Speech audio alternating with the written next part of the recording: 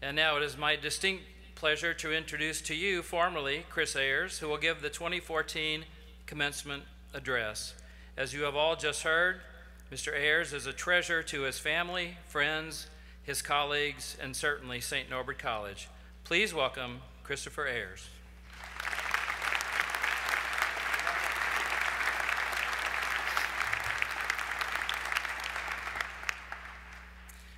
Thank you. Big crowd. Wow. Thank you to St. Norbert College, President Kunkel, and his staff, and especially you, the graduating class, for inviting me back to campus to celebrate with you today. I'm truly honored to be a part of your special day. Class 2014, congratulations. You made it.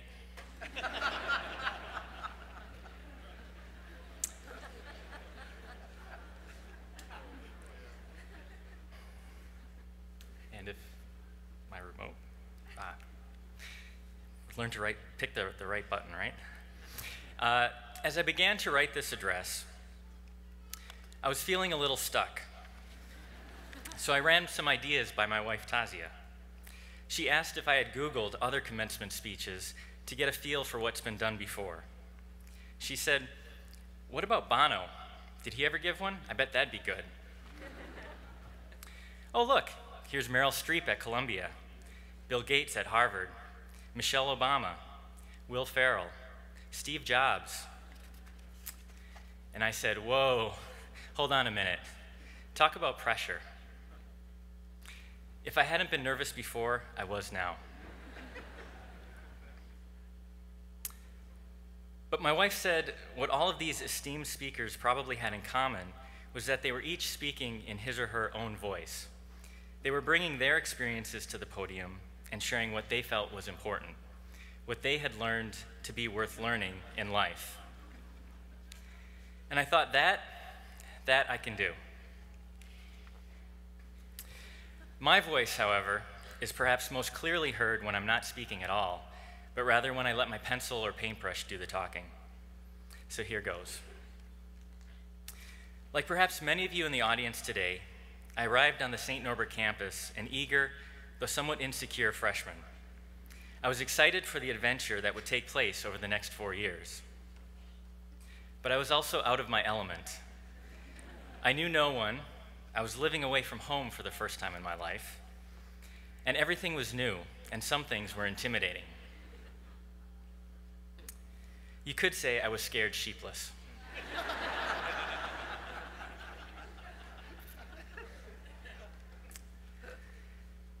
I admired the apparent confidence of the graduating seniors and hoped that someday I would possess that as well. And gradually, day by day, step by step, with each passing lecture in Boyle Hall, each cafeteria meal surrounded by slowly more familiar faces, and with each dinner dance, I felt more and more comfortable, both with my surroundings and myself. Relationships, many of which continue to this day, were formed with roommates, classmates, teammates, and mentors.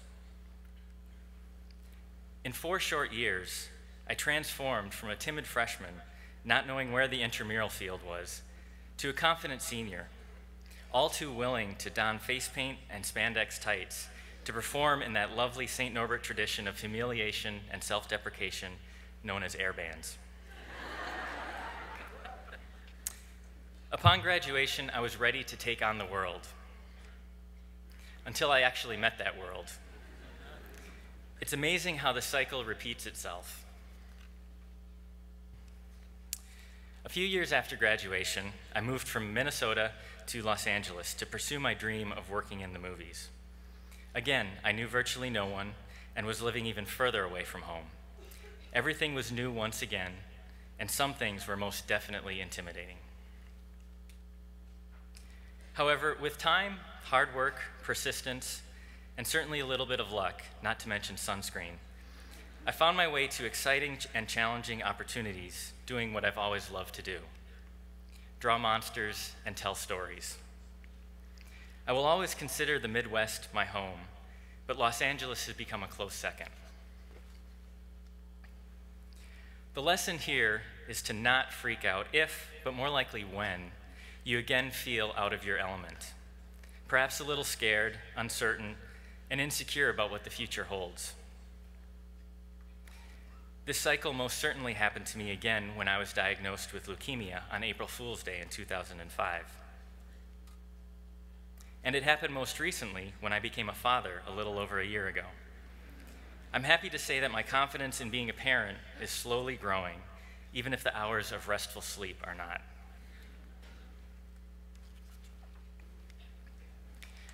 So as you set off on your post-St. Norbert journeys, and inevitably encounter challenges both big and small, I offer you this. Be patient. Be patient with others and the situation at hand, certainly, but also be patient with yourselves. The value of patience is rising faster than the price of gold in today's world of ever-increasing instant gratification. There's the old saying that Rome was not built in a day. Careers aren't either. And unless you define winning the lottery as success rather than luck, success doesn't happen overnight. Developing skills and expertise in your chosen field takes time, effort, and discipline. Developing lasting relationships with friends, colleagues, and certainly loved ones also takes time, effort, and discipline. I urge all of you here today, graduates and non-graduates alike, to dream. Dream big, dream small.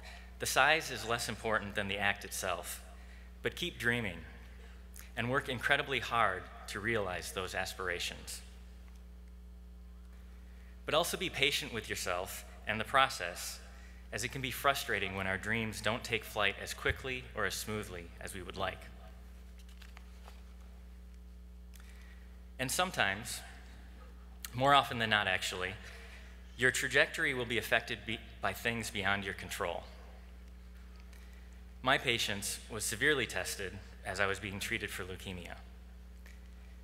Each round of treatment seemed like a torturous dance of a few steps forward followed by several steps back. And once treatment had finally ended and I had achieved remission, the journey back to full physical, mental, and emotional strength was agonizingly slow.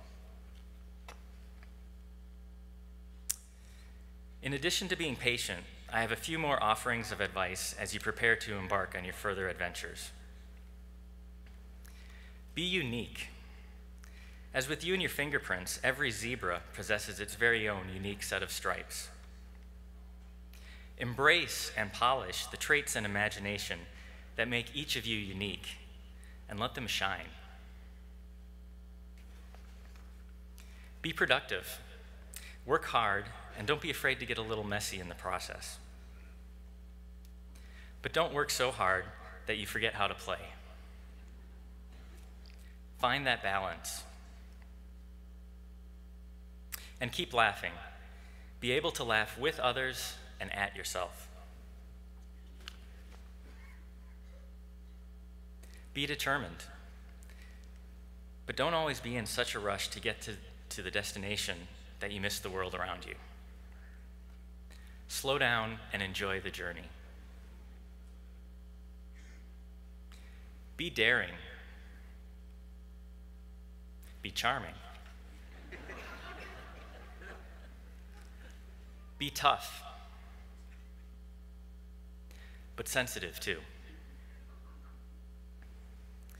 Be innovative and flexible. Be open to new perspectives and never be afraid to think outside the box. Be grateful. Cancer taught me just how unpredictable life can be. Appreciate the moment. This moment, certainly, but that moment and every moment. Be thoughtful.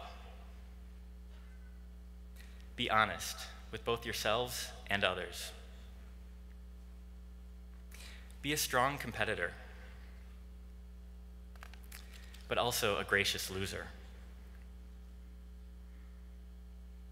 Take responsibility and clean up your messes. Don't expect somebody else to do it for you. Be brave. Be curious. Be an explorer and a daydreamer. Be courteous and considerate, and be understanding. With the world becoming a smaller and smaller place and bringing us into more direct and frequent contact with people from different backgrounds and cultures and with different values, if we expend a little effort, there's no reason we cannot see eye to eye and find some common ground. We are more alike than we are different.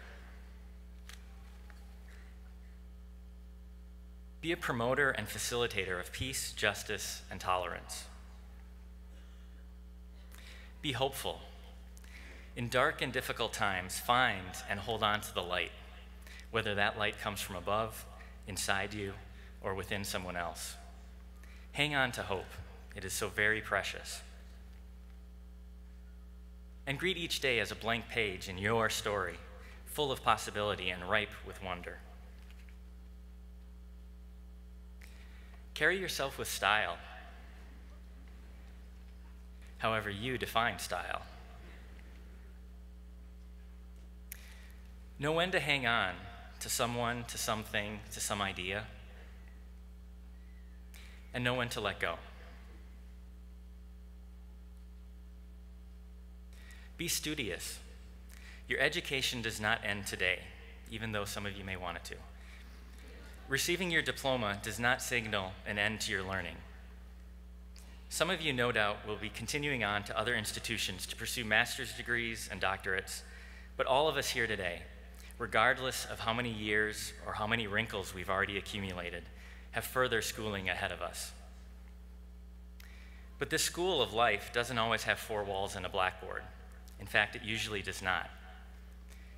And the tests we're given are most often neither written nor oral.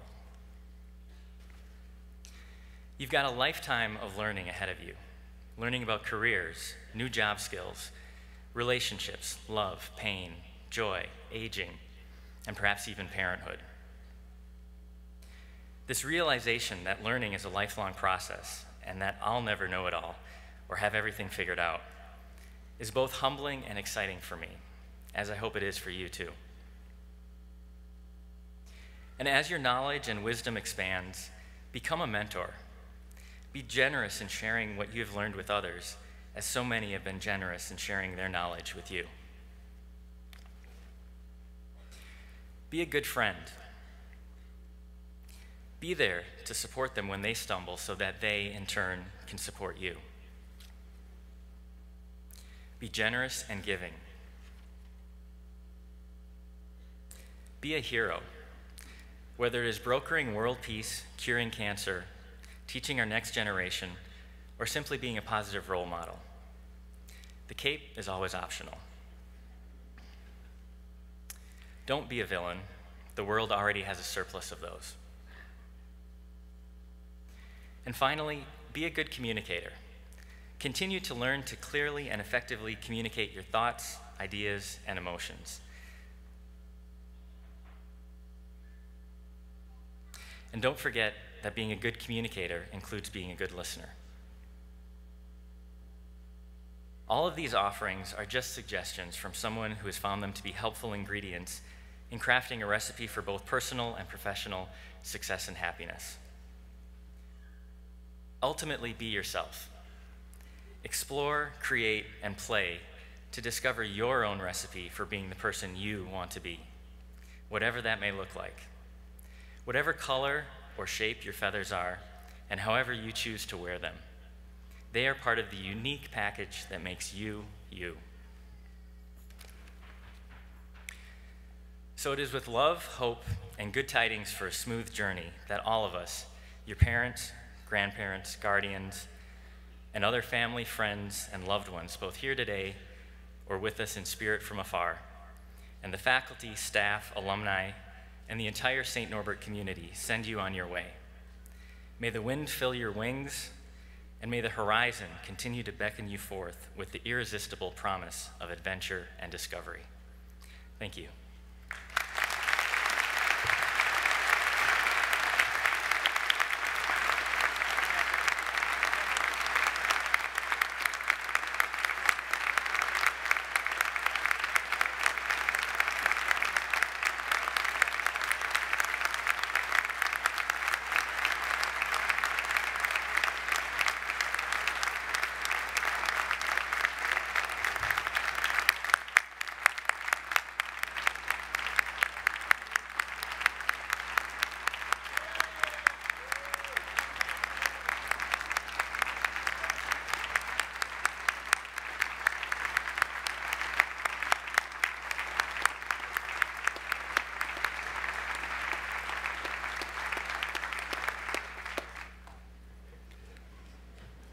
Chris, thank you for an address that was as insightful as it was delightful.